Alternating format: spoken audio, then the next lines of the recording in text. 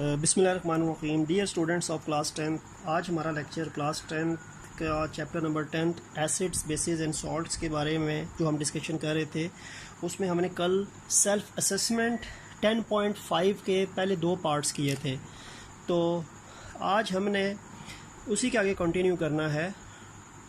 Self assessment 10.5 page number 37, part number 3।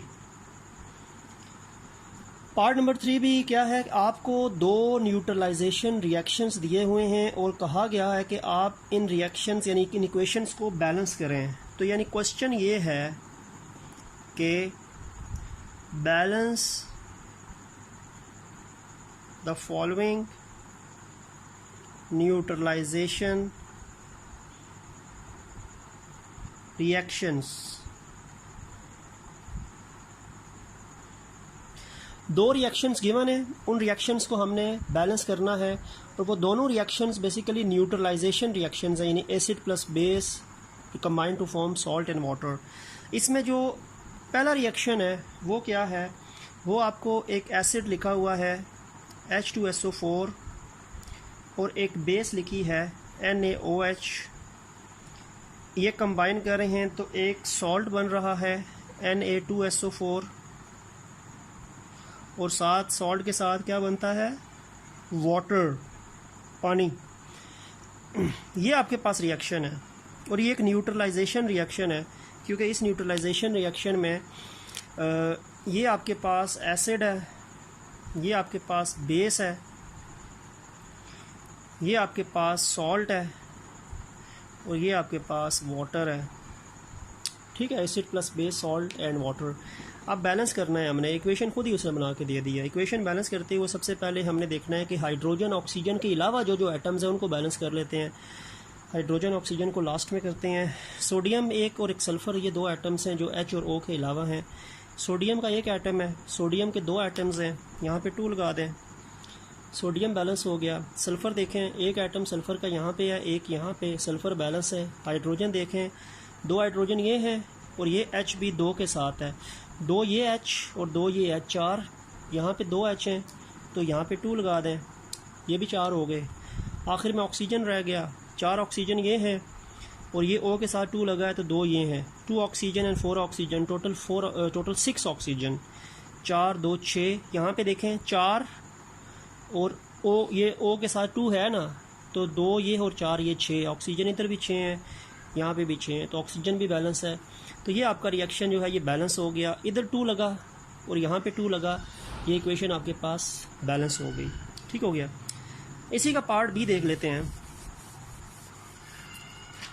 इसका जो part B है वो भी एक रिएक्शन है, H3PO4 phosphoric acid plus base NaOH sodium hydroxide, they will form Na3PO4 sodium phosphate plus water.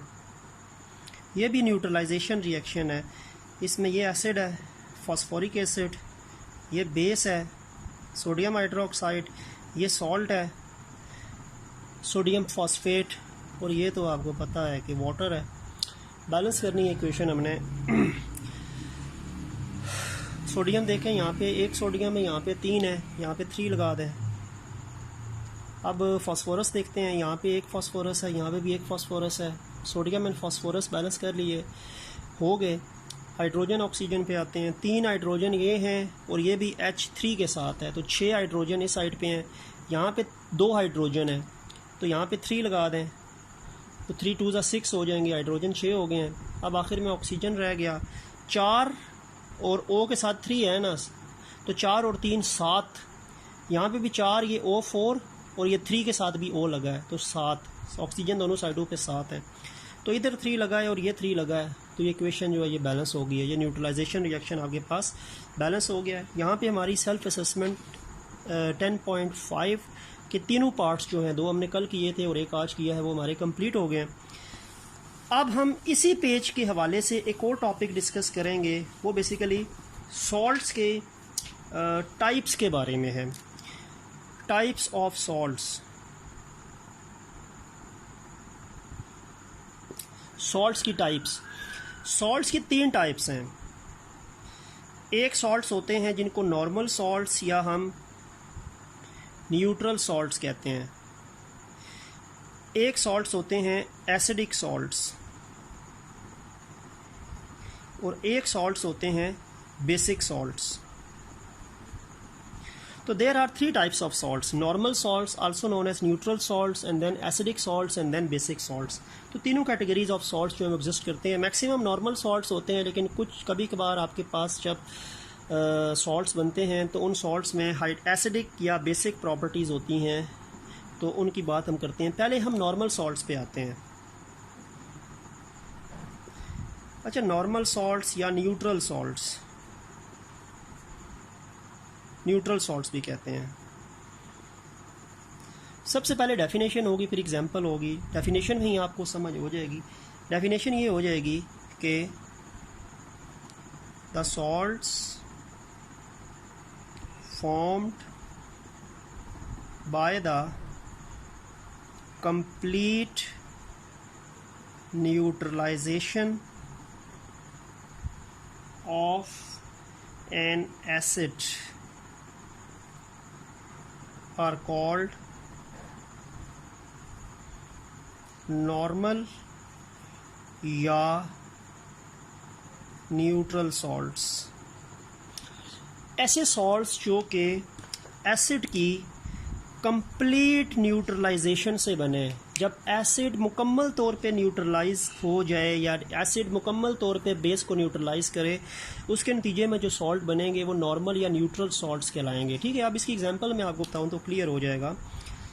HCl plus NaOH ये बनेगा मिलने से NaCl प्लस H2O। अब NaCl जो है ना, ये नॉर्मल या न्यूट्रल सॉल्ट है। इसी तरह एक और एग्जांपल लिख लेते हैं। HCl प्लस बेस KOH, इसके मिलने से KCl बना, पोटेशियम क्लोराइड बना, प्लस वाटर बना। अब ये दोनों सॉल्ट्स KCl और NaCl, सोडियम क्लोराइड और पोटेशियम क्लोराइड, ये नॉर्मल सॉल्ट्स हैं, न्यूट्रल सॉल्ट्स हैं। यानी ये एग्जांपल्स की बात मैं कर रहा हूँ, एग्जाम्पल्स ऑफ नॉर्मल सॉल्ट्स। और एग्जाम्पल्स ऑफ नॉर्मल सॉल्ट्स में एक NaCl और एक KCl। क्यों? बिकॉज ये जो सॉल्ट बन रहा है ये एसिड की मुकम्मल न्यूट्रलाइजेशन से बन रहा है।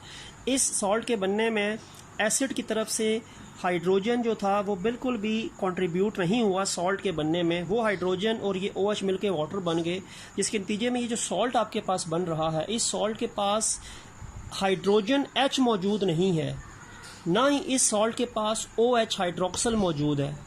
हाइड्रोक्सल आयन भी इस सॉल्ट का हिस्सा नहीं है और हाइड्रोजन आयन भी सॉल्ट का हिस्सा नहीं है। ये सॉल्ट जो है ये सिर्फ एसिड के क्लोरीन पे और बेस के सोडियम से मिलके बना है। बाकी एक H और एक OH मिलके वाटर बन गया। दूसरा सॉल्ट पोटेशियम बेस की साइड से और क्लोरीन एसिड की साइड से मिलके बना है, पोटेशियम क्लोराइड। दूसरा एक H और एक OH था, वो वाटर बन गया। तो ऐसे सॉल्ट्स जिनमें कोई भी हाइड्रोजन और OH मौजूद नहीं होता, और वो सॉल्ट्स जो बनेंगे उनमें याद रखें कि आप जो सोडियम होती है, जो बेस होता है, इसके पास एक ही OH होता है और एसिड के पास एक ही H होता है। तो जिन एसिड्स के पास एक ही H हो, जिन बेस के पास एक ही OH हो, तो उनका अपना H और OH मिलके वाटर बना देगा। तो बाकी हाइड्रोजन OH या हाइड्रोजन या OH इस सॉल्ट में शामिल नहीं होगा। ना ही दूसरे रिएक्शन में देखें तो H और OH मिलके वाटर बन गया, सिर्फ K और Cl बचा। ऊपर भी H और OH मिलके वाटर बन गया, Na और Cl बचा। तो हाइड्रोजन और हाइड्रोक्सल इस सॉल्ट का पार्ट नहीं बना। तो ऐसे सॉल्ट जो होते हैं वो नॉर्मल या न्यूट्रल सॉल्ट होते हैं। ठीक है, क्योंकि ये मुकम्मल न्यूट्रलाइजेशन होती है। एसिड के H पॉजिटिव और बेस के OH नेगेटिव मिलके वाटर बनाते हैं और वो मुकम्मल तौर पे अपने आप को वाटर बनाने में कंट्रीब्यूट करते हैं। हाइड्रोजन और हाइड्रोक्सल का सॉल्ट बनाने के अंदर रोल नहीं है, और ये salts without hydrogen and without hydroxyl exist करते हैं। तो इनको नॉर्मल या न्यूट्रल सॉल्ट्स कहते हैं। ठीक हो गया। अब आते हैं एसिडिक सॉल्ट्स की तरफ। एसिडिक सॉल्ट्स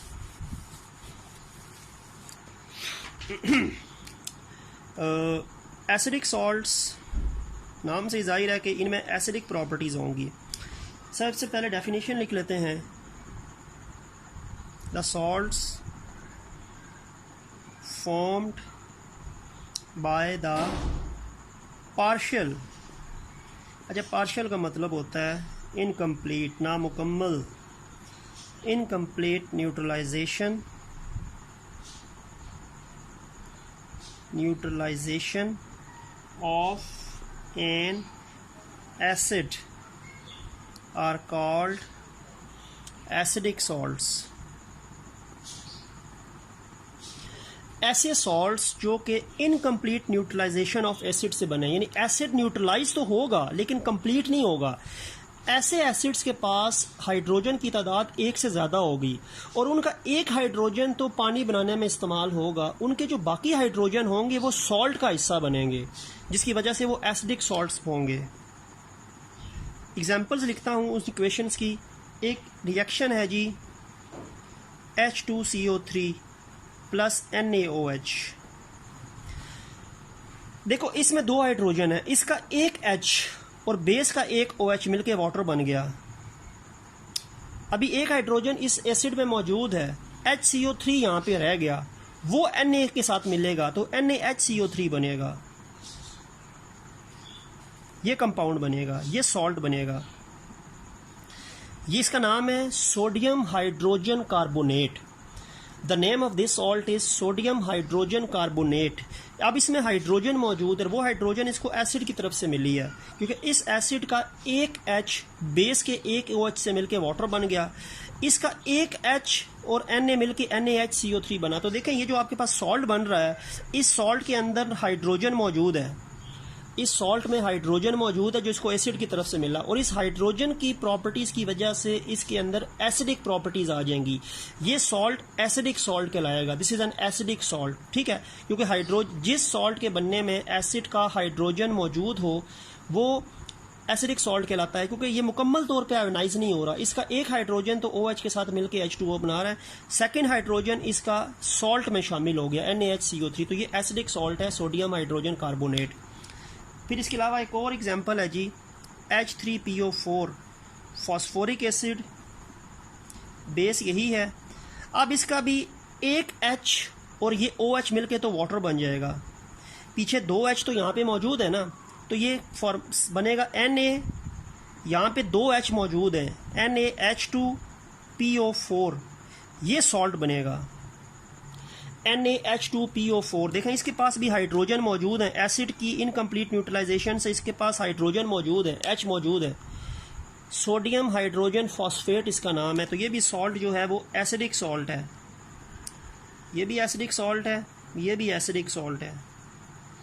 तो ऐसे सॉल्ट्स जिनके बनने में एसिड इनकम्प्लीट या पार्शियल न्यूट्रलाइज हो और एसिड का एक हाइड्रोजन तो बेस के एक OH के साथ मिलकर पानी बनाए, लेकिन बाकी जो हाइड्रोजन के एसिड के H बचे हैं वो सॉल्ट में शामिल हो जाएं। जैसे इसमें दो H थे ना, एक H पानी में इस्तेमाल हो गया, दूसरा H सॉल्ट में आ गया। इसमें तीन H हैं, एक H तो पानी के बनने में इस्तेमाल हो गया इस OH से मिलके, बाकी दो H बचे वो सॉल्ट में शामिल हो गए। तो ऐसे सॉल्ट्स को हम एसिडिक सॉल्ट्स कहते हैं, बिकॉज वो इनकम्प्लीट न्यूट्रलाइजेशन ऑफ एसिड से बनते हैं। या ऐसे सॉल्ट्स जिनमें हाइड्रोजन एटम भी मौजूद हो जो एसिड की इनकम्प्लीट न्यूट्रलाइजेशन से इनका हिस्सा बनते हैं सॉल्ट्स का, तो उनको हम एसिडिक सॉल्ट्स कहते हैं, ठीक है। आते हैं जी बेसिक सॉल्ट्स पे। अब आ जाते हैं जी बेसिक सॉल्ट्स।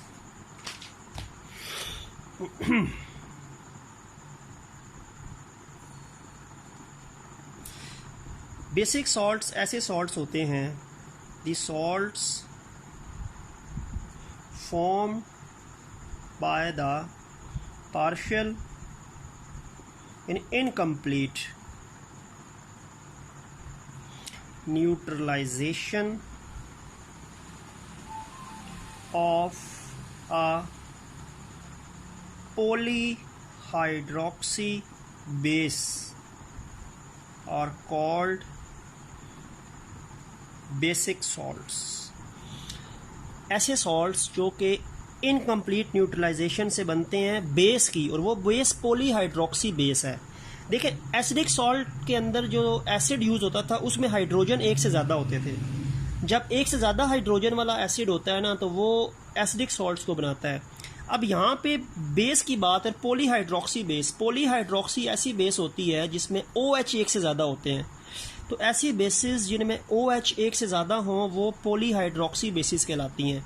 तो एक से ज़्यादा OH वाली बेसिस होती हैं, उनके बनाने में जो उनकी एसिड से मिलने से जो सॉल्ट बनेंगे वो बेसिक सॉल्ट्स कहलाएंगे। ठीक है, अब एग्जांपल्स पे आते हैं। इनमें इनकम्प्लीट न्यूट्रलाइजेशन किसकी हो रही है? बेस की हो रही है, पॉलीहाइड्रोक्सी बेस की हो रही है। एसिडिक सॉल्ट में इनकम्प्लीट न्यूट्रलाइजेशन एसिड की हो रही थी। अब देखें एग्जांपल लिखते हैं। एसिड आपके पास HCl है, बेस आपके पास जिंक हाइड्रोक्साइड है। अब जिंक के पास 2 OH है ना, तो इस बेस के पास 2 OH है, तो इसकी वजह से ये पॉलीहाइड्रोक्सी बेस कहलाएगी, क्योंकि इसके पास एक से ज़्यादा OH हैं, 2 OH हैं, एक से ज़्यादा OH वाली पॉलीहाइड्रोक्सी बेस है। अब इसमें देखें क्या है, एक H और इसका एक OH मिलकर तो वाटर बन गया ना, यानी एक OH निकला यहाँ से और एक H निकल के पानी बन गया। पीछे यहाँ पे क्या रह गया? जिंक के साथ एक OH रह गया ना, और एसिड की तरफ से Cl आ गया, ZnOHCl, ये सॉल्ट बना, ये बेसिक सॉल्ट है। क्यों बेसिक सॉल्ट है? क्योंकि इसमें देखें OH आ गया है, बेस का OH इस सॉल्ट में शामिल हो गया है। वाटर तो बना, लेकिन वाटर में एक OH और एक H इस्तेमाल होकर वाटर बना। पीछे ZnOH इधर से रह गया और एक Cl यहाँ से रह गया, ZnOHCl, ये सॉल्ट आपके पास बनेगा, ये बेसिक सॉल्ट है। जिंक हाइड्रोक्सी क्लोराइड, इसको जिंक हाइड्रोक्सी क्लोराइड कहते हैं, ये बेसिक सॉल्ट है बिकॉज इसके अंदर बेस का OH शामिल है, बेस का एक पार्ट इस सॉल्ट में शामिल हो गया है, हाइड्रोक्सल वाला, तो इसको बेसिक सॉल्ट कहेंगे। एसिडिक सॉल्ट में हाइड्रोजन शामिल होते हैं, बेसिक सॉल्ट में OH आ जाते हैं। एक और रिएक्शन लिखते हैं। आपके पास एसिड है, एसिटिक एसिड विनेगर में जो होता है CH3COOH प्लस आपके पास जो बेस है वो लेड हाइड्रोक्साइड है। ये भी पॉलीहाइड्रोक्सी बेस है। क्यों? क्योंकि इसमें OH एक से ज़्यादा है, एक से ज़्यादा OH वाली पॉलीहाइड्रोक्सी बेस है। अब इसका देखें, एक OH और इसका एक H, इसका ये वाला H निकलेगा। वैसे तो H3 यहाँ पे भी है ना, लेकिन ये टर्मिनल हाइड्रोजन रिमूव होता है एसिड का। इसका ये H और यहाँ से एक OH निकल के तो वाटर बन गया ना, यानी पानी के बनने में, क्योंकि सॉल्ट और वाटर 2 बनते हैं, सॉल्ट तो भी मैं बनाता हूँ, वाटर में क्या है, एक OH निकला यहाँ से, एक H यहाँ से निकला, वाटर बना। पीछे यहाँ पे क्या बचा? ऊपर बचा PB, अगर मैं यहाँ पे शुरू में थोड़ा लिखूँ, ऊपर यहाँ पे बच गया PbOH, PbOH यहाँ पे बचा, और यहाँ पे क्या बचा? CH3COO। ये सॉल्ट है, और ये सॉल्ट भी बेसिक सॉल्ट है बिकॉज इसमें बेस का OH शामिल है। बेस का OH जिस सॉल्ट में होता है वो बेसिक सॉल्ट है, क्योंकि इसमें एक से ज़्यादा OH वाली बेस है, इसको पॉलीहाइड्रोक्सी बेस कहते हैं। तो एक OH और एसिड का H मिलके वाटर बन गया, बाकी ये एक OH के साथ ये जो मेटल है और बाकी जो एसिड का हिस्सा है ये मिलके सॉल्ट बनेगा। तो इन सॉल्ट्स के अंदर बेसिकली क्या होता है, इन सॉल्ट्स के अंदर हाइड्रोक्सल आयन मौजूद होता है, तो ये बेसिक सॉल्ट्स कहलाते हैं। जिन सॉल्ट्स में हाइड्रोजन मौजूद होता है वो एसिडिक सॉल्ट जो हैं वो कहलाते हैं। ठीक है, तो इस तरह करके आप कह सकते हैं कि जो एसिडिक सॉल्ट होते हैं वो हाइड्रोजन वाले होते हैं और बेसिक सॉल्ट जो होते हैं वो हाइड्रोक्सल वाले होते हैं। तो इसी के लिहाज से एक आपकी सेल्फ असेसमेंट भी है, सिंपल सी है, ये आपके पास है जी, पेज नंबर इस पे है 10.7 है। इसमें कह रहा है कि एसिडिक सॉल्ट कौन से हैं, न्यूट्रल सॉल्ट कौन से हैं। जो पहले सॉल्ट है इसमें हाइड्रोजन मौजूद है ना, तो ये एसिडिक सॉल्ट है। दूसरा जो है ये न्यूट्रल सॉल्ट है, नॉर्मल। तीसरे में ये हाइड्रोजन मौजूद है तो ये एसिडिक सॉल्ट है। चौथा जो है वो न्यूट्रल है। तो फर्स्ट और थर्ड एसिडिक सॉल्ट है, सेकंड और फोर्थ जो है ये नॉर्मल सॉल्ट है। ठीक है, तो ये आपकी सेल्फ असेसमेंट हो जाएगी। तो आज का लेक्चर यहीं तक है। नेक्स्ट लेक्चर तक के लिए अल्लाह हाफिज़।